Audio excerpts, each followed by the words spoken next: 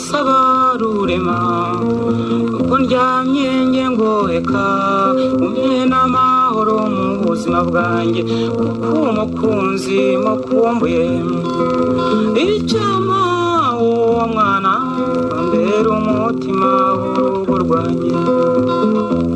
Amahoro mwe mwese tubana umunsi ku munsi ku murongo wa YouTube kuri chaîne yitwa HF The Genius. Nitwa Hakizimana Faustin. Nanone ni gahunda yifujwe n'abantu benshi cyane aba nostalgique bashatse ko twajya tubagezaho bamwe mu mateka y'ibirangirire mu muziki w'u Rwanda, badusigiye umuziki mwiza twumva tukumva tuguwe neza, abenshi tugasesa urumeza amarangamutima kadusaba. Uyu munsi reka turebere hamwe amateka y'umunyabigwi muri uyu muziki. Uwo nta wundi ni Buzizi Kizito, umuzi mu ndirimbo nyinshi nk'iyitwa Rukundo Bambe, Mboyire Mama Mary, Umugisha Uravukanwa, Kana Kanjye k'ikinege, Amataga Nyibukije Umukunzi n'izindi nyinshi cyane. Abacuranga gitari bo barabizi cyane. Turaza kwifashisha ubuhamya bw'umuhungu we w'imfura tubwire byinshi ku mateka ya se, uko yinjiye mu muziki, uko yaririmbiye umugore we. Mbese reka twishirira amatsiko. Karibu nanone.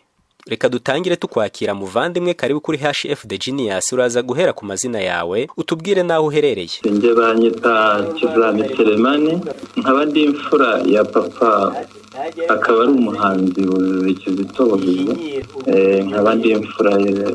Ubu ndahantu hitwa Uganda, mu gace ka Entebbe. Yego, urakoze cyane. Papa we yavukiye he, mu wuhe mwaka? Ababyeyi be ni bande?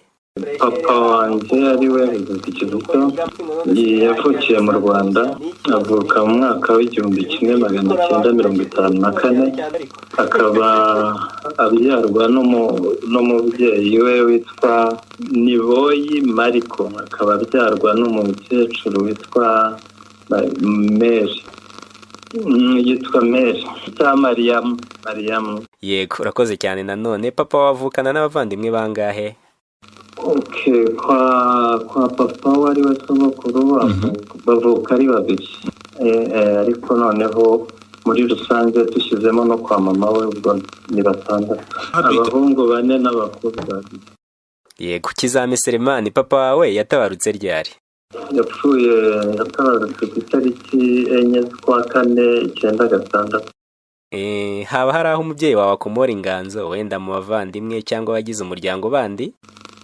Inganzo afite aho ikomora kuko mu miryango y'iwacu harimo abahanzi kuva na kera, ku buryo banatozaga, bari batozaga n'amatorero kubyina, kuririmba yesi gakondo. Tuvuge nk'aho ngaho Bwanacyambwe wari uhagarariye kera, bamwitaga Basomingera, niba ujya umwumva, yitwaga Basomingera. Ubwo nawe ni sogokuru. Hakaza n'uyu musaza ntibagiwe izina uyu wacuranze iyi nanga ivuga ukuntu bamutaye ibaruwa ngo ayitwaye ku muzungu. Uyu Kabarira Viateur burya nawe bari bafitanye isano? Afite icyo apfana na sogokuru cyane. Kirya gihe se buriya wenda hari amarushanwa papa we yigeze yitabira? Wenda niba hari nayahe yatubwire. Yagiye mu marushanwa njyayo nibuka, ariko ntibuka ayariyo. Nayibukaga kera ubwo narayibagiwe. Yigeze kujya mu irushanwa y'isosiyete y'ubwishingizi, abo wa mbere. Ko noneho hari n'ibindi rushanwa ryigeze kuba, ariko sinzi iryo ari ryabo wa kabiri. Kizito ni umukristo kuko hari Kizito w'umugande wahowe Imana, ubu ngubu ni umutagatifu. Papa we yavukaga mu muryango w'abakristo? Yavutse mu muryango w'abakristo, bigeze muri za 1985 ahitaba umuyisilamu, yongeraho iryitwa Jamada. Ibijyanye n'amashuri ye se buriya byifashe bite? Yayigiye hehe? Tunyureremo muri makeya. Amashuri yarangije 2 yisumbuye. Ukuntu byagenze, urabona ibyabaye muri 1959 Isi amaze gupfa, ubwo nyogokuru yahise batwara i Bugande, mu gace kitwa Mbarara. Aho rero yayigiye, ariko sinakubwira ngo mu ishuri riniri, niho yayigiye. Arangije kuyiga, urumva amaze gukura ahita ndetse nayayize muri Yaje kugaruka mu Rwanda muhe mwaka? Wenda niba ubuhanzi bwe yarabutangiriye mu Rwanda amaze kuva i Bugande tubwire. Ubwo mu Rwanda yahagarutse 75. Ubwo nyine yapfuye i Bugande ari umuhanzi abizi, kuko urumva ko no mu njyana ze urumvamo ko hazamo nosiyo ingande uhereye nko kuri iyo ndirimbo iriya yaririmbye ngo amatage anyibukije umukunzi bijya no mu gihe wa kigande kirya gihe bisi ngo sezera ugenda uriye indege wigeze mu rubavu numvise amatage butetetera ukuboko numvise urukundo rwivanze n'amatage mama amatage arandonze mama amatage anyibukije umukunzi igihe nikigera buriya nzayikoramo wumve. Uretse ubuhanzi se hari indi mirimo yigeze akora? Ubwo ndavuga papa wawe nyine Uzizi Kizito. Yari shoferi mekanisiye ariko yatwaraga imodoka nini iz'abandi kandi akanazigama. Utubwiye ko rero yari shoferi mekanisiye, umuziki we yawigiye he? Ubwo urumva umuziki yawigiye mu ishuri kwa kundi nyine ubura wiga inganzi ikakuzamo bikaba ngombwa kuyiga aho yigaga amashuri asanzwe. Ese papa wawe Buzizi Kizito yashingiye urugo hehe? Wenda unaboneraho kutubwira uwo barushinganye. Yarushinze mu Rwanda, yarushinganye n'umubyeyi witwa ntacyo nayigize Saidati Yuriyana. Burya mama wawe yitwa Yuriyana? Hari indirimbo yitwa Yuriyana nayo yayiririmbye, wenda aho yagiraga ati Yuriyana ukwiriye kunyandikira umutima uhora usimbuka kuko nkwandikira ntunsubize la la la la la la la. Ndumva ntako nibuka ariko irakomeza, tubwira amateka yayo. Ukuntu byagenze ubwo papa nyine kwa kundi umugabo ajya gutagata umufasha we ari kure ye, noneho uribuka ko icyo gihe mu bintu bya kera wandikaga ibarwa ukayihereza umuntu, ukayishaka iposita ikazagenda ikadindira igaheranira ikamara nk'amezi 5. ko noneho kwagutinda nyine kw'amabarwa kw'icyo gihe urabona ko na transport icyo gihe zari nkeya, noneho ubwo yabonye undi ndetse atamusubiza yibwira umutima uramurya hasi ubanza yarandakariye. Ko rero yahita ayisohora, akimara hashize icyumweru kimwe ayisohoye nibwo yahise ajya kumuzana akaba abantu i Kigali. Yego, urakoze cyane. Noneho tubwire yababyaye muri abana bangahe? Turi abana 7 barahari, turi abahungu 4 n'abakobwa 3. Muri mwe hari uwakurikije umwuga wa papa wanyu w'ubuhanzi?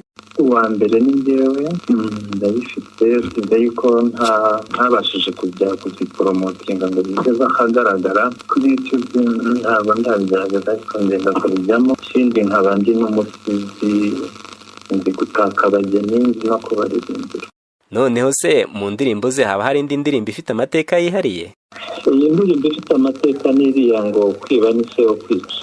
Uribuka igihe cya kera hari harateye ubujura bwitwa Gatarina, nuko noneho baramuteye nijoro, nuko noneho batwara ibindi bintu bageze kuri gitari aragira ati twari ibindi ariko gitari hageze muyitwara. Nuko rero nibwo rero bwakeye yasohoye iyo ndirimbo. Indirimbo ifite amateka yihariye ni nk'iriya yegerejeho gaza yayiririmbiye mubyara we yabaga Gasogi, yari umukobwa mwiza cyane. Sasa niwe naho ikomoka kuri mubyara we nyine yapfuye muri Jenoside yarabaramwishe. Ikindi nanone dusubiye inyuma gatoya mu mbabarire gato, yakoze no kuri Radio Rwanda naho yarahakoze. Burya yakoze no kuri Radio Rwanda. Yakoraga kahe kazi se? K'ubushoferi. Hatangiye 5 haje 7. Hari igihe umuntu akunda indirimbo y'umuhanzi runaka akumva yayisubiramo bimwe bita remix cyangwa cover, hagize ubikora ku ndirimbo ya papa wanyu hari ikibazo? Kuba wenda uri mu gitaramo subiramo uririmbira abandi ntacyo, ariko kujya muri studio ugakora recording, hari ugakora shooting aho urengere. Uretse indirimbo tuzi twese haba hari izindi ndirimbo Buzizi Kizito yaririmbye tutazi?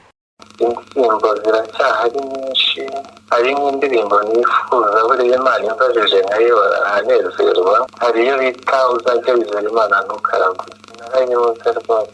ugize n'uyibonera Imana yamuhera umugisha. Ugize uti hari yitwa uzajya wizera Imana ntukaraguze. Ese uretse wowe hari undi muvandimwe wawe wabaye umuhanzi? Hari undi wabitangiye kubijyamo muri uyu mwaka ushize, yitwa Salim Neboyi. Hari indirimbo yasubiyemo yitwa Icyamuha Mwana. Hari indirimbo ivuga ngo mboyire mama Mary uwo nonse iyo nkubonye numva imbabazi nyinshi zije. Ninde yaririmbaga? Ni mama we? Niwe nyagakuru umubyara, niwe yayihimbiye. Mama wawe aracyahari? Ariho muri arakoze. Wenda dusoza agira icyo usaba abakunzi ba muzika by'umwihariko uyu muziki w'aba babyeyi? Ni ukudufasha bagasigasira ibihangano by'ababyeyi bacu, sinjye gusa kuri papa n'abandi bahanzi b'igihe cye, bakadufasha gusigasira ibyo bihangano by'ababyeyi bacu kugira ngo byo gutandukirwa n'abandi ngo babikiniremo uko bashaka cyangwa se ngo bihungabane sange, ariko bagize gutya bakabisigasira yaba ari inkunga ya mbere y'ibanze. Umuntu ashatse nko gusubiramo imwe mu ndirimbo za papa wawe yaca mu zihe nzira? Ubundi mu muco nyarwanda habaho gusaba. Ikintu atari cyawe urasaba ugahabwa cyangwa bakakubwira bati ntikigenewe. Iyo usabye biciye mu nzira za nyabyo wahabwa, ariko mu gihe udasabye ugatandukira amategeko nayo yakugaragaza. Ngaho usa n'udushushanyiriza imvune bagiraga mu gukora indirimbo kirya gihe. Icyo nge nakubwira cyo dusubiye inyuma mu bahanzi bo hambere aha, umbabarire kuba tugiye inyuma cyangwa usubije inyuma, hari ukuntu bahangaga indirimbo. Icyo gihe ntabwo wapfaga kujya gusohora nk'ibi byo iki gihe uhangira indirimbo muri studio ugahita usohora. Barahangaga barangiza bagatwara, uribuka radiyo Rwanda niyo yabikoraga icyo gihe, bagatwarayo bakayikosora. Urumva urwo rugendo rwose n'icyo yose ukagaruka ukongera ugakosora bya bindi ugasubira bakakubwira bati sora. Urumva rero abahanzi bo hambere barapfunikaga cyane, ariko urumva uwaza agashaka kugira ngo yabarengereye baravunitse cyane. Papa wawe wagize amahirwe yo kuba uri kumwe n'abari gukora indirimbo cyangwa ari guhanga? Yicaye imbere niyo yatangiraga inganzo ariho ahanga n'ibyo kurya by'umugoroba ntiyabiryaga. Ese tubwire, papa wawe yatabarutse agishobora gukora mu mirya? Yari agishobora gucuranga. Arakoze cyane Kizame Selemani, umuhungu wa Buzizi Kizito, wemeye kuganira na Keti Radio dukesha aya majwi. Bakunzi ba HF The Genius, reka nkomeze mbashimire cyane by'umwihariko umuhate n'ubushake mukomeje kutugaragariza, mukomeze kudushyigikira. Comment, like, share ni inkunga ikomeye cyane. Iyi ni HF The Genius, njye nitwa Kizimana Faustin, mugira amahoro.